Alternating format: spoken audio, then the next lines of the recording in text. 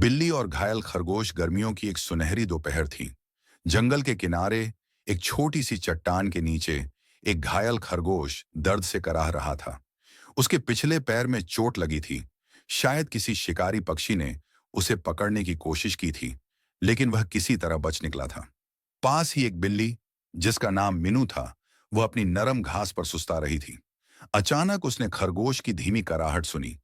पहले तो उसने सोचा कि कोई छोटा जानवर उसके शिकार के लिए सही रहेगा, लेकिन जब उसने पास जाकर देखा तो उसकी आंखों में दया झलक उठी।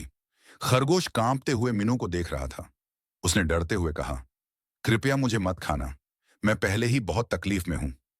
मीनू मुस्कुराई और बोली, चिंता मत करो, मैं तुम्हें खाने नहीं आई, लेकिन तुम्हारी हालत तो बहुत खराब लग रही है।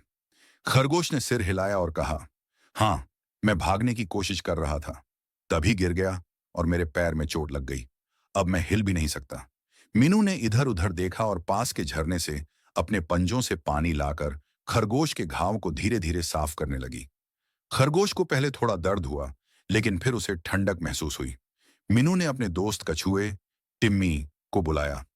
टिम्मी बहुत समझदार था और जंगल के प्राकृतिक इलाज के बारे में जानता था। उसने कुछ जड़ी बूटियां लाकर खरगोश के घाव पर रखी और कहा, इसे ठीक होने में कुछ दिन लगेंगे, लेकिन चिंता मत करो, हम तुम्हारी देखभाल करेंगे। अगले कुछ दिनों तक मीनू और टिम्मी ने मिलकर खरगोश की देखभाल की। मीनू उसे अपने पंजों से दूध और फल खिलाती और टिम्मी उसके साथ बातें करता, ताकि वह अकेला महसूस न करे। धीरे धीरे खरगोश का पैर ठीक होने लगा और एक दिन वह फिर से उछलने कूदने लगा। खरगोश ने भावुक होकर कहा, अगर तुम दोनों ना होते तो शायद मैं बच नहीं पाता। मीनू मुस्कुराई और बोली, दोस्ती का मतलब ही एक दूसरे की मदद करना होता है। टिम्मी ने सिर हिलाया और कहा, सच्ची दोस्ती बिना किसी स्वार्थ के होती है।